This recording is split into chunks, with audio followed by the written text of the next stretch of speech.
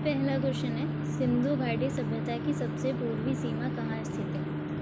तो अगर हम बात करें कि सिंधु घाटी सभ्यता की सबसे पूर्वी सीमा की, तो पाकिस्तान ईरान सीमा पर पश्चिम में सुतकांगडोर की बस्तियाँ आती हैं और उत्तर में शोटुगई अफ़गानिस्तान जहाँ पर स्थित है, और पूरब में आलमगीर उत्तर प्रदेश भारत, और दक्षिण में दाइमाबाद महाराष्ट्र भारत। तो इसका सही आंसर जो होगा वो होगा आलमगीर, क्योंकि सिंधु घाटी सभ्यता की सबसे पूर्वी सीमा यहीं पे स्थित है। नेक्स्ट क्वेश्चन की तरफ बढ़ते हैं। निम्नलिखित में से किसे महात्मा गांधी का प्रथम सविनय अवज्ञा आंदोलन माना जाता है। तो अगर हम पहले सविनय अवज्ञा आंदोलन की बात करें तो जो गांधी जी हैं, गांधी जी जब अफ्रीका से भारत आए तो वो आए थे 1917 में, 15 में आए थे, 1915 में आए थे। गांधी जी भारत जब आए तो वो आए थे 1915 में, और 1915 में आने के बाद जब वो सबसे पहला आंदोलन जो करते हैं वो चंपारण आंदोलन करते हैं, जो कि वो करते हैं 1917 में, 1917 में करते हैं वो चंपारण आंदोलन। और यही सबसे पहला आंदोलन था, सविनय अवज्ञा आंदोलन इसी को कहा जाता है, चंपारण सत्याग्रह को। नेक्स्ट क्वेश्चन की तरफ बढ़ते हैं। निम्नलिखित में से किस लिपि का प्रयोग जेम्स प्रिंसेप द्वारा सबसे प्राचीन शिलालेखों में किया गया था। तो जो जेम्स प्रिंसेप था, जेम्स प्रिंसेप सबसे ज़्यादा 2 भाषाओं का प्रयोग करता था, वो थी ब्राह्मी और खरोष्टी। तो इसका सही उत्तर हो जाएगा option number D. James Prinsep अपने आप को एक प्रिंसेस की तरह दर्शाता था, और जितनी भी शिलालेख होती थी, शिलालेख जो कि पत्थर से बनी होती हैं उनको कहा जाता है शिलालेख। पत्थर से जो भी चीज़ें बनी होती थी उन पर पत्थर जो होते थे उन पर अपनी ब्राह्मी खरोष्टी भाषा में अपने बारे में लिखवाता था।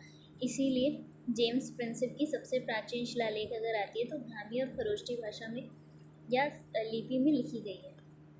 निम्नलिखित में से किसे वर्ष 2021 के लिए सरस्वती सम्मान प्रदान किया गया है।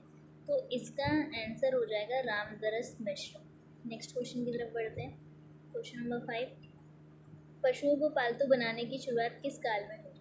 तो पशुओं को पालतू बनाने की शुरुआत के पीछे एक लॉजिक लगा सकते हैं कि पूरा पाषाण में क्या हो रहा है कि ज़्यादातर लोग क्या कर रहे हैं, खोज कर रहे होते हैं, पत्तों की खोज हो गया, और आग जलाना सीख रहे होते हैं, ये सब चीज़ें कर रहे होते हैं। तो पशुओं को कब पालेंगे, पशुओं को पूरा पाषाण और नव पाषाण के बीच में पाला जाएगा, इन दोनों के बीच में पाला जाएगा पशुओं को, क्योंकि नव पाषाण में तो क्या है कि लोग लोहे की खोज करने लग जाते हैं, औजार बनाने लग जाते हैं। तो सबसे अगर हम बात करें कि पशुओं को कब पाला गया होगा, तो मध्य पाषाण काल में पाला गया होगा पशुओं को। नेक्स्ट क्वेश्चन की तरफ बढ़ते हैं। संस्कृत निम्नलिखित में से किस भाषा समूह में संबंधित है। अगर संस्कृत की बात करें तो वो है इंडो यूरोपियन भाषा। संस्कृत की अगर हम बात करते हैं तो वो है इंडो यूरोपियन भाषा। Option number B is the correct answer. Next की तरफ बढ़ते हैं। सूची 1 को सूची 2 से मिलाइए। हड़प्पा की खोज किसने की थी। हड़प्पा की खोज ए का हो जाएगा दयाराम साहनी। बी मोहनजोदड़ो की खोज किसने की थी, तो मोहनजोदड़ो की खोज हो जाएगा आर.डी. बनर्जी, राखल दास बनर्जी ने की थी। और लोथल का हो जाएगा एस.आर. राव, और धोलावीरा का हो जाएगा आर.एस. भीष्ट।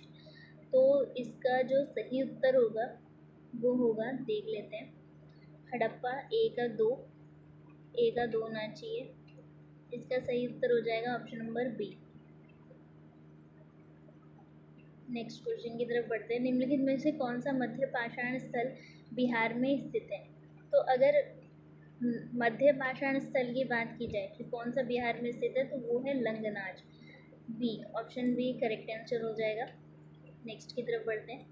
ताम्रपाषाण कालीन उत्तरी भारत में मृदभांडों की कौन सी शैली प्रचलित थी? तो ताम्रपाषाण कालीन में जो उत्तरी भारत में मृदभांड जो बनाए जाते थे वो गेरुए रंग के बनाए जाते थे। तो अगर मृदभांडों की कौन सी शैली प्रचलित थी तो वो गेरुए रंग के मृदभांड बनाने की शैली प्रचलित थी। नेक्स्ट क्वेश्चन की तरफ बढ़ते हैं। निम्नलिखित में से कौन सी मैथिली साहित्य की प्राचीनतम कृति है? तो सबसे पुरानी जो है वो है वर्ण रत्नाकर। नेक्स्ट क्वेश्चन, पूर्व समय से आरंभ करते हुए भारतीय इतिहास निम्नलिखित घटनाओं को सही कालन क्रमानुसार व्यवस्थित कीजिए। तो सबसे पहले जो शुरू होता है वो था बंगाल में स्थायी बंदोबस्त, ये पहले नंबर पे होगा। दूसरा वाला बंगाल में स्थायी बंदोबस्त, संथाल विद्रोह, बॉम्बे दक्कन।